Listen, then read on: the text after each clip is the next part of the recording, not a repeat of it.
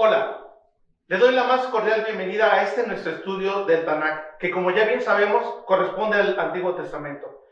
Hoy es nuestra quinta cápsula y estaremos hablando acerca del libro de Deuteronomio. Deuteronomio, del griego Deuteronomium, significa segunda ley. Este libro es el quinto del Tanakh y es el último correspondiente a la Torá. La tradición judeocristiana atribuye su autoría a Moisés, como los demás libros del Pentateuco. Sin embargo, se ha llegado al consenso de que no es el único autor, como se pensó durante mucho tiempo, por el simple hecho de que nadie puede narrar su propia muerte. Hemos leído hasta el momento cómo Dios escogió al hombre para que pudiese habitar en su presencia, pero éste continuamente se descalifica a sí mismo para tal encomienda. Por este motivo, Dios decide, como leímos en el libro anterior, Números, que esta generación no entraría en la tierra prometida a Abraham. En este contexto inicia el libro de Deuteronomio. Por un lado tenemos a Moisés leyendo la Torá a la nueva generación con la intención de que ellos sean mejor que sus padres. Y es por esta razón que la mayor parte del libro nuevamente trata sobre las leyes que Dios dio a la generación anterior en el libro de Levítico. El libro contiene tres secciones principales. La primera, que abarca desde el capítulo 1 hasta el capítulo 11, vemos a Moisés haciendo un resumen de lo ocurrido hasta ahora a la nueva generación. Él les habla acerca de cómo Dios los libertó de la esclavitud con mano poderosa. Les cuenta todos los milagros que sus padres vieron hacer a Dios. Y por otro lado, Moisés les hace un atento llamado a ser fieles a Dios, a ser mejor que sus padres. Dentro de esta sección tenemos una porción de la Escritura que es de gran relevancia para el pueblo de Israel. La encontramos en el capítulo 6, versículo 4, y dice así: Oye Israel, Jehová nuestro Dios, Jehová uno es. Y amarás a Jehová tu Dios de todo tu corazón y de toda tu alma y con todas sus fuerzas. Veamos este versículo. Dentro de esta porción de la Escritura hay tres secciones o tres partes que resaltan y cobran una gran relevancia para nuestros días y sobre todo en esta época del pueblo de Israel. Primero tenemos la palabra oye, que en el hebreo antiguo se traduce como Shema. Esta palabra enseña que Israel no tan solo debía escuchar la voz de Dios, sino que en consecuencia debía de tener una respuesta positiva acorde a lo que escuchaba salir de la voz de Dios. Para nuestros días, la palabra que más explica Shema sería obedecer.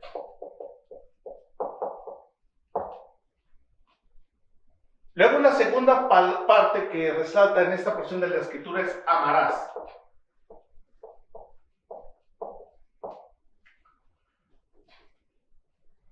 La palabra en hebreo se traduce como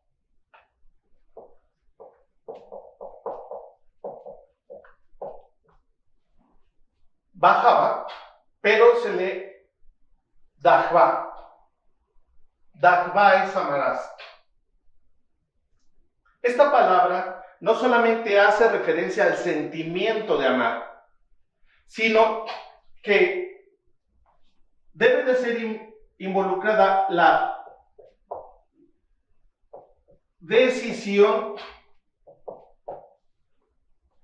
de amar al Señor. Y la tercera y última, dentro del verso 4, es Jehová uno es.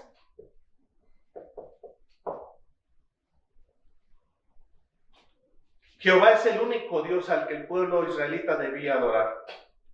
Dentro de la cultura judaica, este párrafo, este versículo de la Biblia, se convirtió en una oración conocida como el Shema.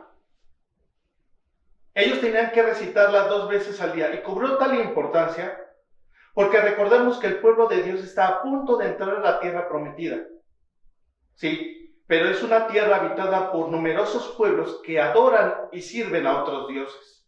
La intención de Dios al darle a Israel este tipo de preceptos no solo era distinguirlos como escogidos en medio de los demás pueblos, sino que ellos fueran ejemplo ante las demás naciones de qué es lo que ocurre cuando se ama, escucha y obedece al Dios verdadero, para que de esta manera ellos decidieran también amar a Dios. La segunda sección, que podemos encontrarla desde los capítulos 12 hasta el capítulo 26, vemos a Moisés enseñando a la nueva generación una serie de reglas y preceptos correspondientes al templo, el diezmo, leyes sobre la gente en liderazgo, ancianos o sacerdotes, leyes civiles y leyes de justicia social.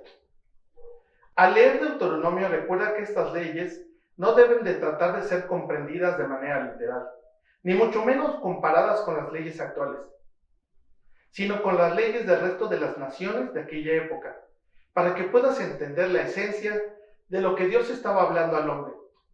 Y es que el pueblo de Israel viviera en un nivel mucho más alto que el resto de las naciones. Al leer el libro de Deuteronomio, usted se podrá dar cuenta, tal vez, de que si lo tratamos de entender de manera literal, cada norma, cada ley, cada precepto, tal vez no tenga mucho sentido. Es por eso que debemos pedirle al Espíritu Santo de Dios que nos enseñe la esencia de la ley. Esto es, por ejemplo, si mi hijo de 6 años me pide permiso para salir y yo tengo una respuesta para él diciéndole, sí, pero juega solamente en esta área donde yo te puedo ver, de manera literal, yo le estoy poniendo límites a mi hijo. Pero en esencia, lo que estoy tratando de decirle es que lo amo tanto que lo único que deseo es que él esté seguro. Esa es la esencia de la ley. En el Nuevo Testamento podemos ver las consecuencias de estudiar la Biblia solo de manera literal. Los fariseos no entendieron la esencia de lo que Dios estaba tratando de enseñarles a través de los mandamientos, leyes y preceptos que Él les mandaba. Ellos solo se abocaron a obedecer literalmente lo que se les decía.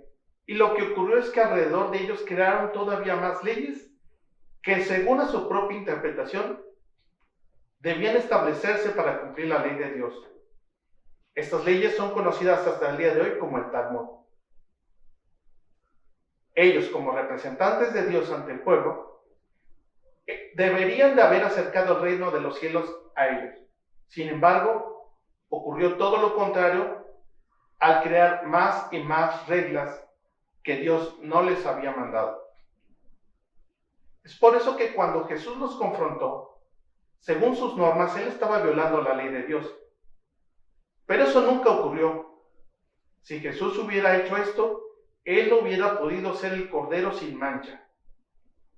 Lo que él quería es que se dieran cuenta que habían alejado el reino de Dios de la gente con todas esas reglamentaciones. Uno de estos ejemplos podemos verlo en Marcos 7:5, que dice así: le preguntaron pues los fariseos y los escribas, ¿por qué tus discípulos no andan conforme a la tradición de los ancianos, sino que comen pan con manos inmundas?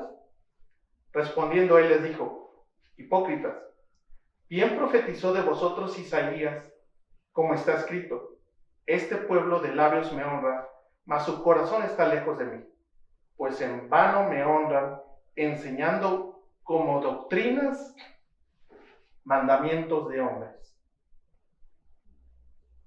Cuando nosotros leemos en la Escritura pasajes como Mateo capítulo 23, vemos a Jesús enfrentando a los fariseos con respecto a esta serie de normas y reglas que Dios nunca les había mandado, pero que ellos habían creado porque trataron de entender los mandamientos de Dios de manera literal, no así la esencia de la ley.